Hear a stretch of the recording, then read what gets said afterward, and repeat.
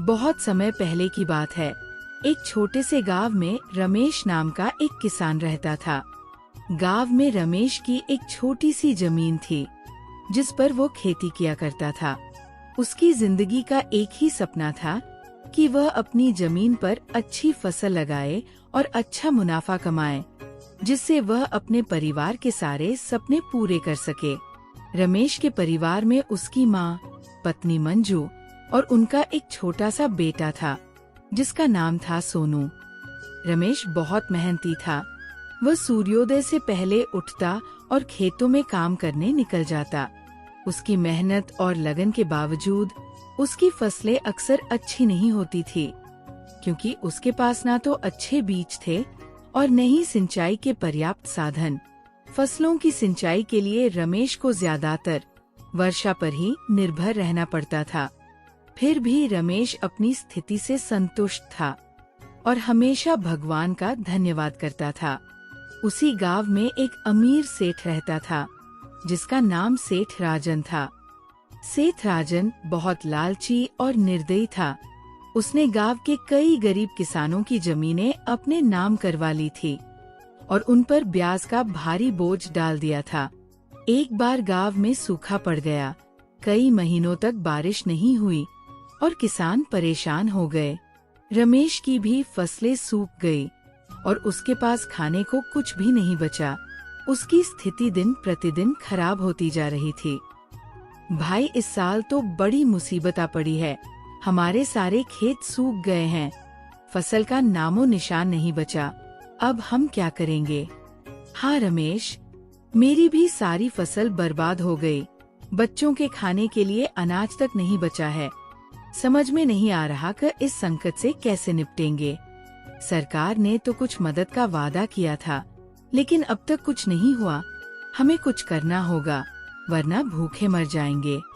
मुझे लगता है हमें सेठ जी से मदद मांगनी चाहिए। हम किसानों की स्थिति के बारे में तो सेठ जी को भी पता जरूर होगा। चलो सेठ जी से बात करके देखते हैं, शायद वह हमारी कुछ मदद कर सके। रमेश भाई, सेठ जी के पास तो गलती से भी मत चले जाना। एक नंबर का लालची इंसान है। अभी बिरजू कुछ दिन पहले ही सेठ जी से कुछ पैसा ब्याज पर उधार लिया था और उस सेठ ने बिरजू का ब्याज इतना ज्यादा कर दिया कि वह चुका नहीं पाया और ब्याज ना चुका पाने के कारण उस राजन ने उसकी जमीन जब्त कर ली। फिर अभी हम क्या करेंगे? अभी तो हमारे पास बिल्कुल पैसे नहीं बचे हैं। घर में खाने के लिए राशन तक नहीं है। अब जो भी हो, अभी तो बस एक सेठ जी ही सहारा है। उनसे अभी कुछ पैसे मांग लेते हैं, बात की बात बाद में देखेंगे। देखो रमेश, मेरा मकसद था तुम्हें सतर्क करना। अब तुम जो भी करो आगे तुम्हारी इच्छा। मुझे लगता है हमें मिलकर गांव की पंचायत से बात करनी चाहिए। शायद इसमें कोई उपाय निकल सके। सही कह रहे हो मनोज, एकजुट होकर ही हम इस समस्या का सामना कर सकते हैं। अगर हम सब मिलकर पंचायत के पास जाएं और अपनी स्थिति बताएं, तो शायद कोई हल निकल आए। ठीक है, तो फिर कल सुबह ही हम सब पंचायत के पास चलेंगे और हमें सरकार की योजनाओं के बारे में भी पता करना चाहिए। हो सकता है हमें कोई राहत मिल जाए। अगले दिन सभी किसान भाई मिलकर पंचायत पहुंचते हैं, मगर वहां पता चलता है कि अभी जमींदार साहब गांव में नहीं है, तो अभी 1 महीने तक गांव में कोई पंचायत नहीं हो सकती। ये सुनकर सभी किसान निराश मन से अपने अपने घर आ जाते हैं। मंजू, अब क्या होगा? हमारी सारी फसल सूख गई है। खाने को कुछ भी नहीं बचा। हमें कहीं से मदद नहीं मिली तो हम भूखे मर जाएंगे। आप ज्यादा चिंता मत करो। भगवान ने हमें अब तक संभाला है, आगे भी वो हमारी मदद करेंगे। हमें धैर्य रखना होगा। मंजू, मैंने सेठ राजन से कर्ज लेने का सोचा है। शायद वही हमारी मदद कर सके, लेकिन मुझे डर है कि उनकी शर्तें बहुत कठोर होगी। हाँ, मैं जानती हूँ कि सेठ राजन बहुत लालची है, लेकिन अभी हमारी स्थिति ऐसी है कि हमें कुछ ना कुछ करना ही पड़ेगा। तुम सेठ राजन से बात कर लो, शायद कोई रास्ता निकल आए। ठीक है, मैं कल सुबह ही सेठ राजन के पास जाऊंगा। बस भगवान से यही प्रार्थना है कि वो हमें इस संकट से निकाल दे। आखिरकार भूख से मजबूर होकर रमेश ने सेठ राजन से मदद मांगने का निश्चय किया। आओ आओ रमेश, क्या हाल है? सुना है तुम्हारी फसलें इस साल बुरी तरह सूख गई है। हाँ सेठ जी, इस साल सूखे के कारण हमारे फसलें पूरी तरह से नष्ट हो गई है। हमारे पास खाने को भी कुछ नहीं बचा। मैंने सोचा कि आपसे कुछ मदद मांगूं। मदद तो मैं करूंगा, लेकिन मदद के बदले में मुझे भी कुछ चाहिए। तुम्हारे पास देने के लिए क्या है? सेठ जी, मेरे पास देने के लिए कुछ भी नहीं है, लेकिन मैं वादा करता हूँ, जैसे ही मेरी फसल आ जाएगी, उन फसलों को बेचकर मैं सबसे पहले आपसे लिया कर्ज भर दूंगा। देखो भाई, ब्याज का मतलब होता है कि तुम्हें कुछ ना कुछ मेरे पास गिरवी रखना होगा। तुम्हारे पास तुम्हारी जमीन तो है, वह तुम मुझे गिरवी रख दो और बदले में ब्याज पर पैसे ले लो। ठीक है सेठ जी, जब तक मैं आपका पैसा नहीं लौटा देता, मेरी जमीन आपके पास बंधक रहेगी। और हाँ, इस पेपर पर साइन कर दो। जब तक तुम मेरा पूरा कर्ज नहीं चुका देते, तब तक तुम्हारी जमीन मेरे पास बंधक रहेगी, और अगर तुम कर्ज नहीं चुका पाए तो ये जमीन मेरी हो जाएगी। जी सेठ जी, मैं वादा करता हूँ कि मैं मेहनत करूँगा और जल्द ही आपका कर्ज चुका दूंगा। बस मुझे थोड़े बीज और कुछ खाने का सामान चाहिए। ठीक है रमेश, मैं तुम्हें कुछ खाने का सामान और कुछ पैसे उधार दूंगा। ये लो तुम्हारे लिए कुछ बीज और खाने का सामान। धन्यवाद सेठ जी। रमेश उन कागजों पर अंगूठा लगा देता है।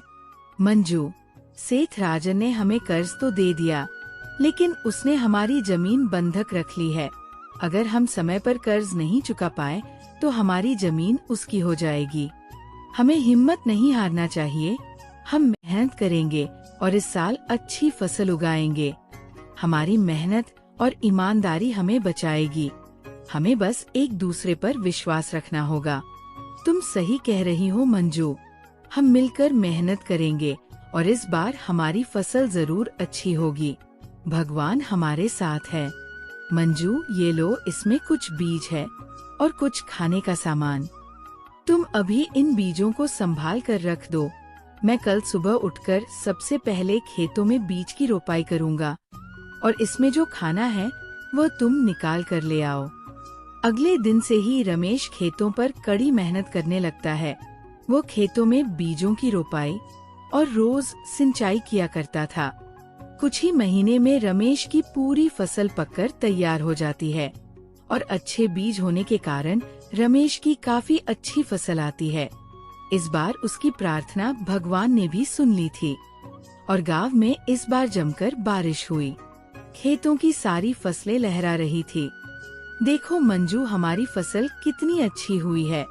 अब हम सेठ राजन का सारा कर्ज चुका सकेंगे। हाँ जी, फसल तो हमारी बहुत ही अच्छी हुई है।